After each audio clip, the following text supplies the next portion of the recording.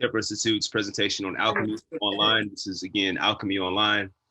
And what is alchemy? A lot of people want to know. So we'll get into that shortly, into what's been going on through the past, the present, and the future, as well from alchemy.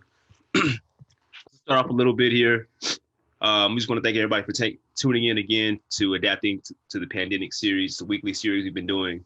That's been showing everyone how we've been adapting and adjusting. Everything has changed. Everything is different so suddenly, but just like everything else, you have to adapt. I'll say that for sure. Brought to you by Alkhemy, and it's an initiative of the Kheprw Institute focused on building community wealth. And as well, every week, Alkhemy is giving out $500, repeat, $500 in grants each week to an artist or entrepreneur as part of the Lead Support Fund. Every week we've been doing this. This is the fourth consecutive week, should I say. And this week's winner is, to get into it, just to skip through all that, the winner of this week is Sydney Steele. Sydney Steele is the winner for this week's $500 grant. She is a makeup artist, an entrepreneur, and the business is Alexander Beauty USA. So congrats to Sydney Steele. If you're tuned in, whether it's here or Facebook, you are the winner. So we'll contact you, contact us, you'll be good to go. You can follow them on Instagram as well, Alexander_Beauty USA. That's again on Instagram, Alexander_Beauty USA. So that'll be good to go. Check them out for beauty stuff. A lot of stuff, like, that's essential. I mean, at one point I saw that the beauty stores were closed at one point, then they opened back up. The lines have been long. So I can definitely see how important it is. Business is booming. We're glad to see you in business, so it's good to go. Let's see. The fund that we're doing is made possible by the supporters. So far, we raised $2,600, which has allowed us to give us 4 grants so far. We're going to keep going week by week as well. I want to take a minute to donate Gary Ryder, who donated this week as well. And if you're in a position to make a donation, please do that at Kheprw.org or lead.Kheprw.org, either one to the website, Kheprw.org. Thanks for everyone for donating. So we'll go ahead and get started here. Let's do a little roll call here, check in, go in for the host. By the way, I'm your host for the panelists. We got into the announcements without the official introduction, but now we're on Facebook Live, we're on Zoom, Alkhemy Live. This is it. I'm Trey Ramsey. I'm your host today. We'll be going around, so go ahead and introduce yourself as well for the guests here. We got Keenan Rhodes, Diop, Mariah, and Miss PB Palmana is coming in as well, too, co-founders. But let's go ahead and start off with Keenan. How you doing today, man? Doing great, Trey. Thank you for that warm introduction. Thank you to folks that are joining and watching from shelter-in-place locations. Like Trey said, my name is Keenan Rhodes. I am a long-term member of Kheprw Institute, and I do a lot of storytelling and video work with Kheprw. And that's pretty much the capacity I serve. And then also frontline solution storyteller with the Climate Justice Alliance, and of which Kheprw Institute is a member. Okay. Let's see. Next, I'll go down my list here. We got Diop next. How's it going, Diop? Tell us what's going on from Cafe Creative as well. And I want to shout out KI New Media as well, from Keenan as well. From New Media, they do a lot of things with the videos and media. So definitely shout out to them. And shout out to Cafe Creative. Diop. Hey, what's up, y'all? It's going good. I'm Diop Disa, long-term member of Kheprw. In particular, I'm a part of the Cafe Creative crew, which is about providing programming and support for artists. And I'm also a part of the Alkhemy incubator crew, which we'll talk a little bit about today as well. All right. Shout out to Diop, man. How about you, Mariah? Mariah Ivy, tell us what's going on. Hello, everybody. I got involved with Kheprw back in 2016. And so my role has looked different at different times.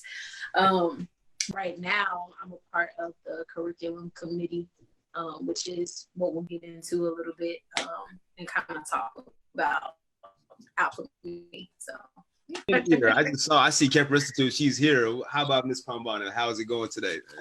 She came in with a vengeance. I didn't. No, I've been here for a little while. I just thought you would see it on the screen. But anyway, greetings, everyone. This is Pambana Uishi. I'm one of the founding elders of Kheprw Institute, along with Paulette Fair and Imhotep Adisa, and been involved since its inception, of course, done a number of different things, and now currently the office and financial manager. So that's it for me. It's good to go. It's good to go. We like that. Just everybody that's tuning in here, this is Alkhemy Live, launched here through Kheprw. So just adjusting online. So we're just seeing how it's going to go here. We'll start off here with Diab. What is Alkhemy, and why did Kheprw launch actually? Got you. Alkhemy is our initiative focused on building community wealth, and community wealth can manifest in a lot of different ways. One way is, how to build financial vehicles and institutions that support and continue to create resources for community on the terms of community and look and feel like community. So entrepreneurship is a heavy part of that, because you have a lot of self-determination when you're creating your own enterprises and entities. But what do the entities look like and feel like that are being created not just to be financially successful, but create community impact and a particular desired future state that has the community as the most important aspect of their goals. But it could also, community wealth is also heavily embedded in health, wellness, which could be food, physical activity, art. So Alkhemy is our initiative to create programs and partners that can drive us towards a more healthy community grounded in building resources for that community to become sustainable and resilient. So that's what Alkhemy is. Our first initial phase of that, or I should say our first initial programming, has been around the Alkhemy incubator. We first launched a partnership with Ford Cities on 38th Street, where it was a pop-up pilot co-working space with workshops for entrepreneurs of color, which ran roughly about 4 weeks. And we think it went well and provided a lot of great programming and relationships to entrepreneurs from the community. So extending and building on that, we're currently working on how to provide mentorship, coaching, lessons to entrepreneurs digitally, given that we're in this pandemic social distancing lifestyle currently. So we're planning on working with a cohort and then providing them with tools and resources to grow and implement community wealth through their business models and the relationships they make in the environment. That's good. I was right on the money with that. I got to participate with the Alkhemy workspace as well, so I can definitely relate to how active it was, and it brings hope to the community as well. Like, a lot of people enjoyed it as well, so looking forward to see how it goes online as well, like you said, moving forward. So a lot of big things coming online. Like I said, it's all about doing the same thing but just adjusting. So I definitely agree with everything you said on that. I'm here with it. So I'll get into the next question here. I'll start with Mariah first and Keenan, both the same question. But for Mariah here, go ahead and share more about your work with Alkhemy and specifically how it relates to the pandemic. So what's changed your work pretty much through the pandemic, I'll say. We'll start with Mariah first. As it relates to Alkhemy, really my role has been to help figure out a way how we're gonna, with that being community on a weekly basis, exchange resources, build skills, talk about how community wealth looks, how it can look, and to kind of reimagine the future, what things will look like after the pandemic. So really it's a matter of taking things online, but still finding a way to build community in that process. Got you. Makes sense. What about you, Keenan? So previously, when this space was open, a lot of my work in general in Kheprw is around storytelling. My strengths and my skill set is based in media, so that takes the form of photography and video work. With people sheltering in place and with us not being able to physically practice building community wealth with each other in physical location, that also kind of has forced me to shift how I approach the idea of capturing and promoting the idea creatively of building community wealth. And so a part of that adjustment, before I had led a workshop with Alkhemy on explaining your why, which is, introduction to storytelling, sharing your own story for entrepreneurs. And now, supporting,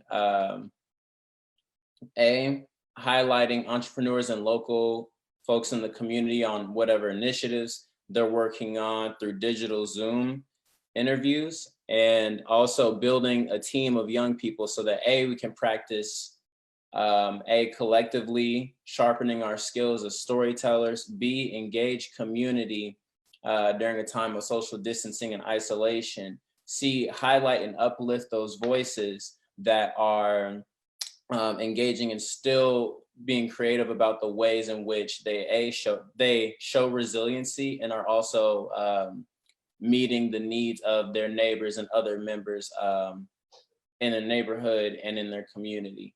So an example be our engagement with a man named Nicholas Johnson, who I think we might get into later and more specifically, but engaging with him on what are some resources that entrepreneurs can take advantage of in terms of the release of federal dollars, and how can we at the communal level get access to that. That's an important piece of information, and also important to share his story and his expertise with that. So not only did we engage him in that example, what is your story? How did you come into this financial realm and study, why did you get interested in studying finance? But also the skills and knowledge that you have created, I'm able to use my skill set in storytelling and interviewing and using a platform of Zoom to be able to spread that information to the community that needs it. So knowledge sharing and information sharing, basically even thinking of wealth that's not just tied to financial resources, but also the knowledge and information and skills and talents that we all have, and how we share those together and build with one another. So that's been my transitionary role in the work that I've been doing, and also doing that with a team of young people who have historically been involved with Kheprw Institute in either our storytelling initiatives or the actual video work with Cademy Media that we've done. So. All right, cool. That's pretty good. It sounds like you're in this situation. Nothing's really changed in terms of like the overall goal, other than you have to have a stronger bond to be able to do this remotely, pretty much. Would you agree with that? Oh, certainly. It's a different feeling and I'll say from just practicing being out with my camera. I've been taking photos and doing video work professionally since I was an undergrad, so about 5 or 6 years now. And it's a different feel being able to go out and engage and look for the moment, you know what I mean? And also being able to meet somebody, shake their hand before you interview them, and have a person-to-person conversation. But now focusing on how do we take those relationships that we've built in the physical space, and how does that translate over to digital, and then adapting and using new tools to do that aren't what I'm used to, which is, you know, my camera. And there's some things that I do know that are still, and tools that I do have that are still helpful in communicating and sharing stories. Got you. And just back to Mariah real quick here. Do you think you can tell us here from the chat here, do you think you can tell us here more about the upcoming weekly workshops and sessions that we've got for the incubator for entrepreneurs?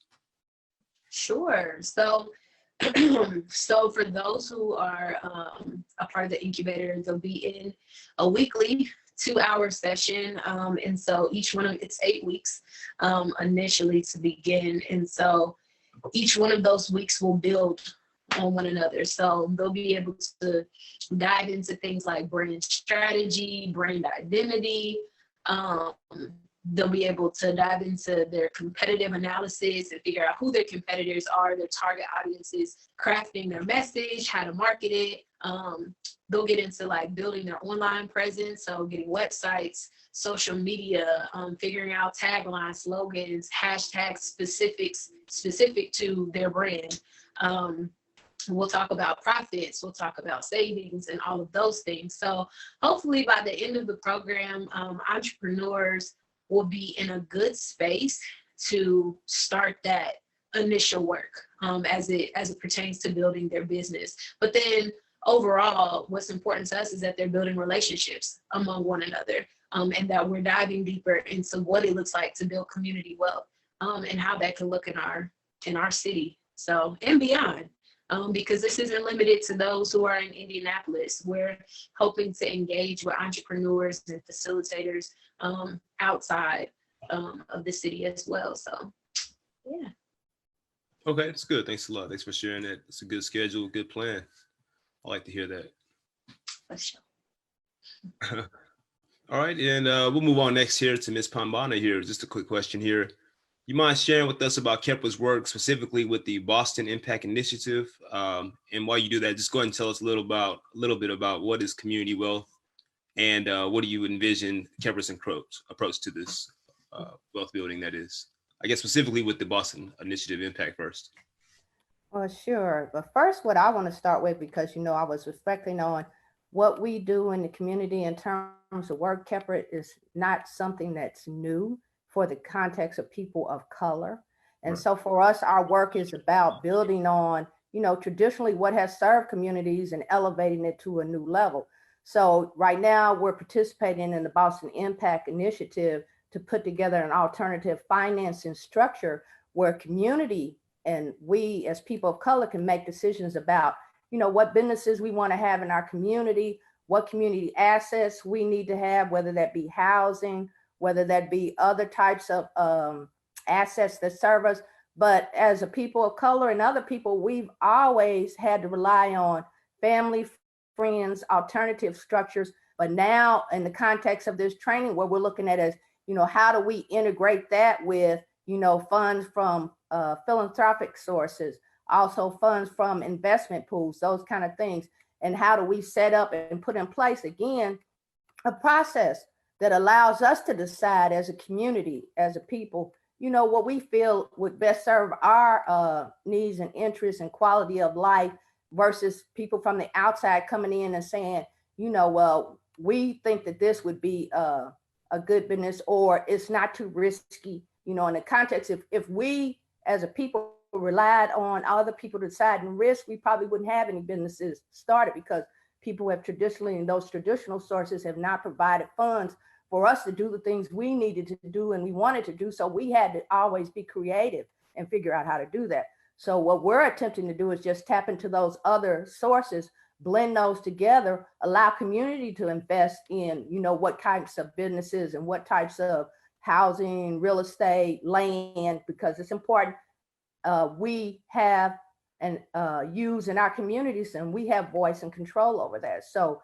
it is, to me, you know, building on what has gone before, but elevating it to a new level. And that's looking at different types of business structures, whether it be sole proprietor, cooperative, you know, different types of housing, that kind of thing. But again, I think, like people said, the one thing that really ties all of this together is the relationships. And that, I think, as a people, the only reason we've been able to survive is because we have heavily relied on our relationships, our concern for one another, and being creative and trying to figure out, how we can get things done, pooling our money or whatever it had to be, putting in our time, those kind of things. So we're even thinking about, is there a way to incorporate into this, we're looking at putting together a fund that would be anywhere from maybe $5 to $20 million. It would have different levels where, you can make donations, you can invest, maybe as little as $5 or $1. You have other investors, you have grant funds, those types of things. But to fund the kinds of businesses and opportunities that we want to see in our community. And so, but we're also looking at, is there a way that we can think about how people can contribute their time? And that gets equated to investment as well. So that's kind of the thing about the Boston Impact Initiative. It's an 18-month training program. And at the end of it, again, we want to have in place the structure to be able to take in those funds and engage community in making decisions about what kind of businesses, what kind of real estate we want to acquire, those types of things, and be able to fund those. And again, look at it from the perspective of community and decide what we consider are risk or what we consider are important in terms of looking at what types of things we fund. So when I think about community wealth, again, like I said, it's nothing new. And for us as people of color, indigenous people, we have always, relied on the brilliance of our people, their skills, their talents, their abilities, and our relationships. So again, while Alkhemy is focused right now on entrepreneurs and small businesses, we're also looking at how do we, help people to increase their skills, share their talents with one another, build relationships, work cooperatively and collaboratively. And some competition is good, but this, I think I would say Western mindset has elevated competition as if we exist in an island by ourselves. And that has never been the case, and it's not true.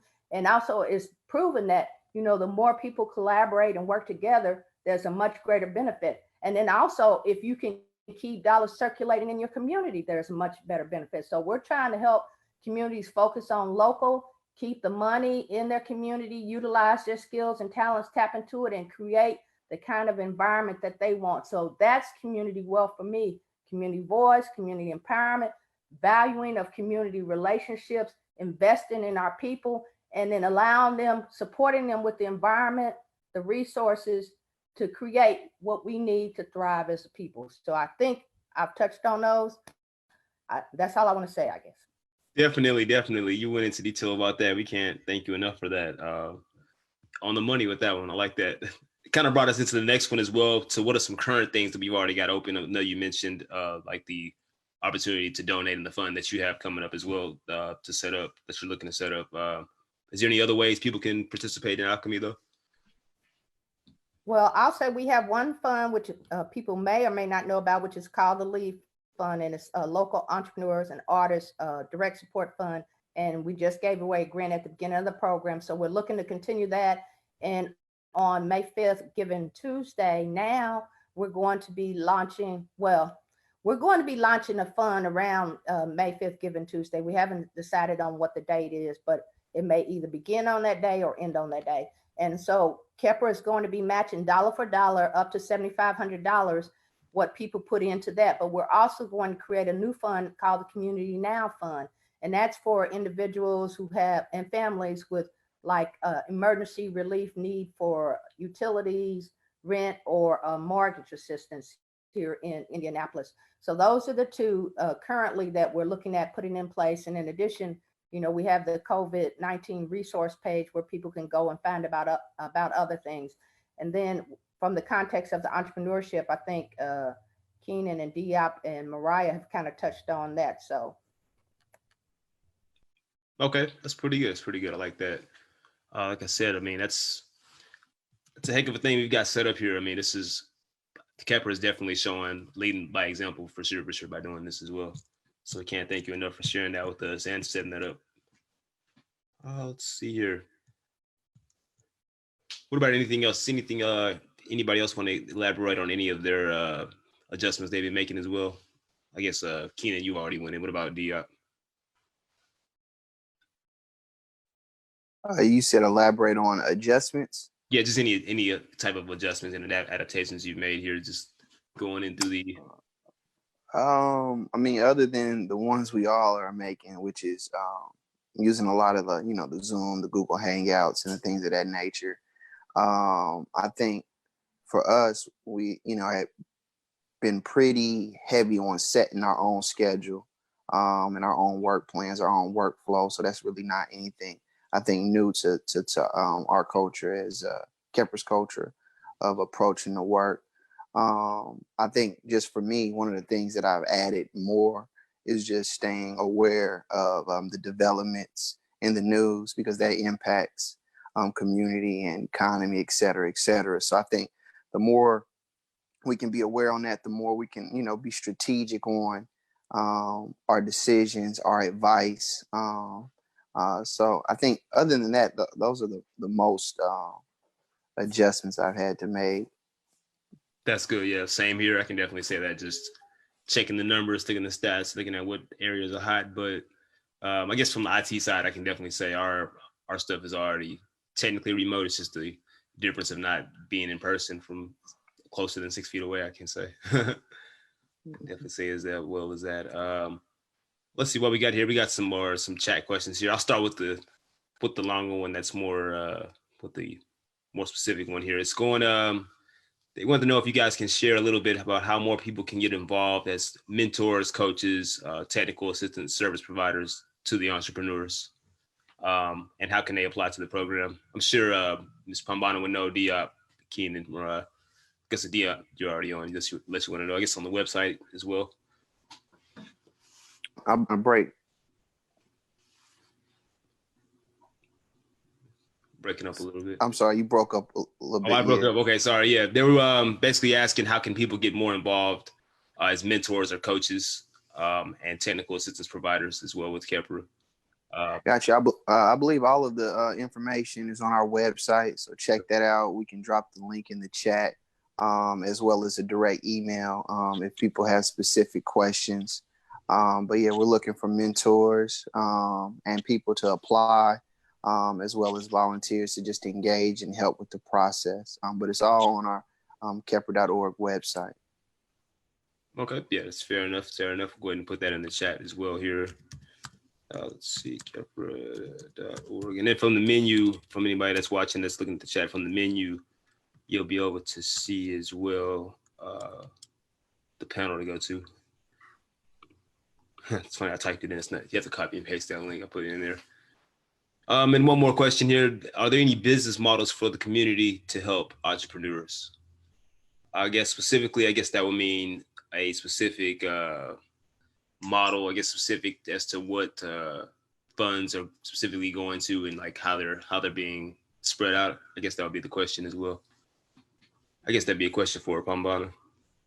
Well, I'm looking at that question and I'm not quite sure about it, so I'll talk about it in a number of different ways. So one, through the incubator, entrepreneurs, and depending on what kind of industry sector they're in and those types of things, there are various models. And so, Kheprw, we have an LLC, we're a nonprofit, and people should not forget that that's a business as well. But there are other models as well, cooperatives, those types of things. So if entrepreneurs come into the incubator, they'll get exposed to those different models. And we're working to put together, technical assistants, lawyers, those types of things, who have experience in helping them kind of look at and think about and decide what model would be best for them, whether it be sole proprietorship, whether it be a cooperative, whether it be a LLC, right. And there are other models as well. Now, in the context of helping entrepreneurs, I don't know if they mean funds to help entrepreneurs or not. And so we talked about, the fund that we have, but on our COVID-19 resource page, which I think is Kheprw.org/pandemic, they can go to that and they can see the different resources that are available. And there's one on there, I think, for small businesses that they can click on and see what other types of resources are out there. But if they're specifically talking about types of business models, that would be like through the incubator training and exposure, coffee talks and technical assistance, how we would help them kind of make some determination about what business model or what business structure might be best for them. And then of course, we're always looking at, and we participate in the network of organizations through the Climate Justice Alliance that have, like agricultural businesses, they have energy businesses, technology businesses, lawyer cooperatives. So there's just a lot of different things that people can do in the context of their specialty that, we can help them, put them in touch with others who may be doing that. That's good. That's good. I'm glad you said that. And from experience, I definitely worked some of those the workshops as well and was around as well. So I can definitely say I guess I stopped in specifically through the some of the business workshops where they taught us about which type of account I should be going with, which vision I should be having. Should I be going the LLC path, DBA path? Would I be a sole proprietor? So on and so forth. But that's good how the workshops that were in person was so great. So now doing it online is going to be even better. I can definitely say that, because it's funny how I can say everything has been available online in the past, but now we're forced to. Now you have no choice but to tune in. Now there's no choice but to tap into this webinar. There's no choice. I can definitely say that's why we're loving it so far. I'm proud to be a part of it doing that. That's good. Yeah. The chat seems to be very satisfied as well. I want to thank everybody for asking questions to that. Let's see, go to that here.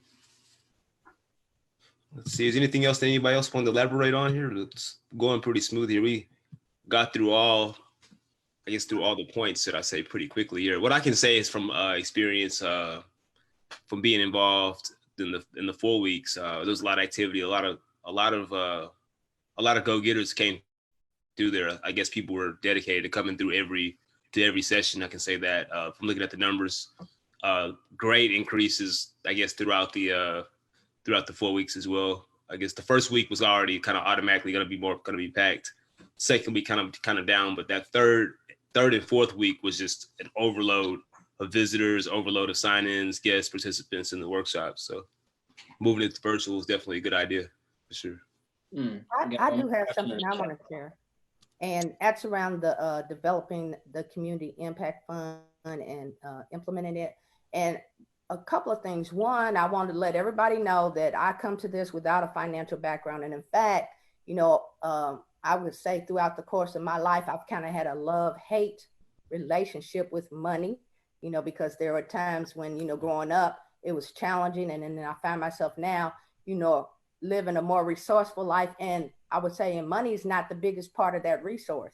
So, one of the things that we're trying to do is, again, get people, like you said earlier, to understand that wealth is not just tied to money, and that there are a lot of things that we have done and we're able to do because of our relationships, because of our skills and talents, because of our sharing and cooperation. So, in terms of managing Kheprw's finances and putting together this community impact fund, which right now we have the 2 funds under it, but we're planning to launch a number of other different funds.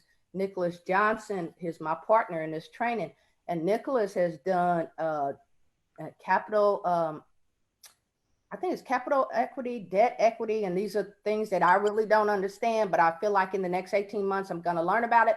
But the other thing for me is also to try to always be thinking about, how do we bring this information back to community? How do we make it simple? How do we pass this skills and information on to young people so that, there's a consistent building and retaining of knowledge, but also adding on to it. So that's one of the things that, I hope actually comes out of it. But, Nicholas is a very sharp young man, and he's done, small business at the state level, small business at the city level, and now he's working with us to put this fund together. And so I'm excited about that. I'm excited about the opportunity for community to have control and say over what we invest in, but also to begin to share that knowledge and skills and develop that in community so that we can consistently build on that and we consistently have voice and control. I guess that's what I'll say. I just want to piggyback real quick. If you are an entrepreneur listening to this, if you're a mentor, if you could see yourself being a mentor and or just partnering up with other entrepreneurs to share resources, definitely shoot us an email.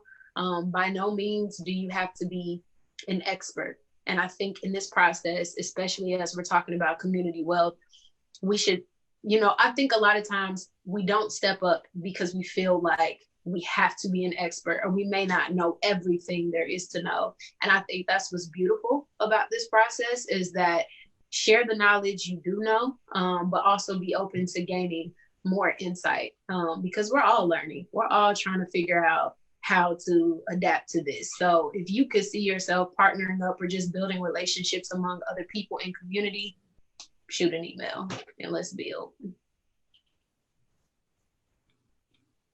It's good to go. Good to go. I like that.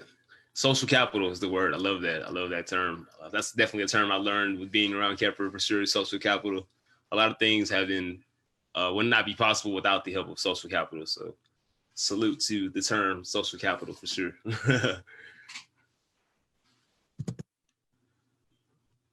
And just going down here. I guess we got a question for Diop from the chat here. I don't know if he saw it or not here, but what opportunities do you see this period? The way it's worded. Okay, yeah. What opportunities do you see during this period?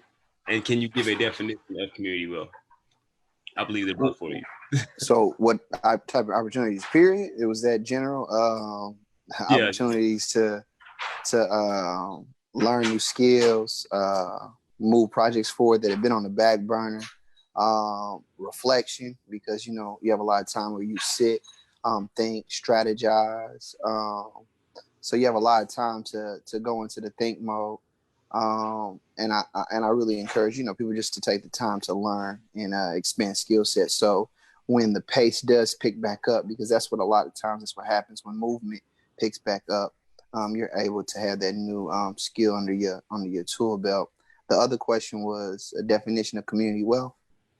Yep, community. So yeah, when I think about wealth, I think about the resources needed physically. So that's food, that's housing, that's utilities, but also experiences, which could be activities around art, culture, athletics, intellectual activities, and then of course relationships, the healthiness between people and how they treat each other and engage with each other, create and co-live. So I think that having the resources to produce healthy experiences cross all of those lines. I think the community aspect comes in when there's a process and people who are grounded in making sure those things are controlled, influenced, and directed by community. So I think that's my best definition. And I want to get in on what opportunities do you see during this period? And for me, I guess it's during this period, the opportunity to flip the script. And what I say by flip the script, that, it's apparent to everybody that capitalism has not and never has served the majority of people, especially people of color. And so now, the health system cannot serve us. People are having to deal with whether or not, because things have shut down, they're going to get evicted from their homes or lose their homes, the question of food. So for me, it's an opportunity to really think about and envision, how could we do this differently in the context of the kind of communities we want to live in? What would it look like? What do we put in place now that allow us to move toward that, like controlling our own energy, controlling our own internet grid, cooperative housing, shared collaboration amongst businesses? How do we create systems that feed and sustain us? And, the term that's being used a lot now is regenerative, but still, again, how do we begin to put those things in place? And what would that take? And how will we position ourselves now so that, when this virus is over, we can expedite that? So that's what I see as the opportunities. I like that. Fair enough. It's a great opportunity. So, like I said, yeah, it's definitely a time that opens up for not just the people to step up, for the people to come together and say, forget it. We don't even need your help. Even though the people should always have the help from the government, and the people should always be able to. They should be helping us, but they haven't been helping us. So it's just another reason. It's almost like it's like a justification to step up and do it ourselves now. That's just how I've been taking it as well. from based off what you said as well. So I like it so far. It's a lot to learn though. It's a lot to learn. I'll say that. Let's see here. Chat's cleared out. I guess we can go to the around the closing statements here. Got any more Q&As? No, we're done with the Q&As here. Let's do a little quick close out here. Just everyone that's watching here, we want to thank everybody for tuning in. This will be a weekly thing, whether it's a webinar for entrepreneurs through Alkhemy or for us as well here. Oh, yes. Let's see here. Someone asked what, I guess who was that? That was Mimi that asked that. What music recommendations do we have right now? Surprisingly, there hasn't been that much new stuff I can just have listened to. I mean, I listen to a lot of hip hop. So I mean, West Side Gun's new thing goes hard. The Weeknd, Don Toliver for sure. I'll say that that's something just to get us through it. I've listened to a lot of classics though, just a lot of random classics to get through it. Stuff that I listened to like in middle school and high school. I'm like, wow, I get to catch up on all this old music during all this time. What about you, Keenan? We'll go Keenan, Diop, then Mariah, then Bombana. Definitely agree with the West Side Gun. The new album, Pray for Paris, is incredible. Like, very incredible, beyond incredible. I've been listening to a lot of Brazilian music, and then also a lot of older hip hop. So revisiting Lil Wayne's albums. Definitely have had, especially since the weather broke, have been in a Carter 3 mood. I've listened to a lot of mid 2000 music, like a lot of 04, a lot of 2004 to 2010 music. I've been listening to a lot of that music. I don't know why that era music was so cool. I don't know. Like MySpace. And in particular on the Brazilian music tip, there's this artist named Gilberto Gil, and he's like a legendary Brazilian musician from Northeast, which is like the blackest part of Brazil. So a lot of heavy influence from cultural elements of Bantu and specific Black cultural elements that develop in the Northeast state of Bahia in Brazil. Does he sing over those trap beats? No, this is like old music. This is like Brazilian music from like the 70s. Oh, okay. Because I heard somebody jamming some Brazilian music over trap music beat. I was like, wow, man, this is from Brazil, man, for real. Yeah, Baile funk is pretty cool. I'll let others speak. Yeah. Hey, quick Q&A. Someone just asked here. That's actually my mom, by the way, that asked that. She says, do you need to be an Indianapolis resident to participate with the incubator? I guess I'll say virtually, no, you don't need to be virtually. I would say. Can anyone else answer that? That would say no, right? Yeah, no, I don't think it's not limited to Indianapolis. Yeah. I actually had a friend that from Houston, well, actually, no, he's from San Antonio. He actually applied for the thing. I'm not going to say his name like that. That's conflict of interest, but he put his thing in. So I'm not going to say his name, but he has conflict of interest. All right. Back to the music recommendations. What about you, Diop? I'd say right now, Rod Wave. Ooh, Rod Wave. I like that. But other than that, what I was checking out was for sampling purposes. So like soul music from the 70s. And then I was looking in this genre called prog rock. Because like Knife Wonder and MF Doom, they sample a lot of prog rock. So like listening to stuff from the 70s to find inspiration to create new music. That's good. What about you, Miss Pambana? What you been jamming? You're on mute. Okay. Can you hear me now? I hear you now. Okay. So for me, what usually I find uplifts my spirit is gospel music And so BB and CC, Josanne Rosario, Kirk Franklin, the Winans, and I think it's called Rebirth. But there's just like, I listen to Pandora, and there's a number of different artists that I listen to and enjoy, but it's all in the gospel genre. Kirk Franklin, JC, are you with me? I love that. I love when he says it. Oh, Mariah. What about you, Mariah? I forgot I was muted. Honestly, it depends on the day. I've been listening to a lot of different things. The other day I was playing some old Sade, Peter Collins, Hiatus Coyote, Snarky Puppy. It just depends on the day. Robert Glasper, but I'm with Miss PB. I listen to a lot of gospel tip. So amen, holla. But yeah, it's just been a mix of soul music, hip hop, all that. Yeah. I love it. I love it. All right, it's 3:55.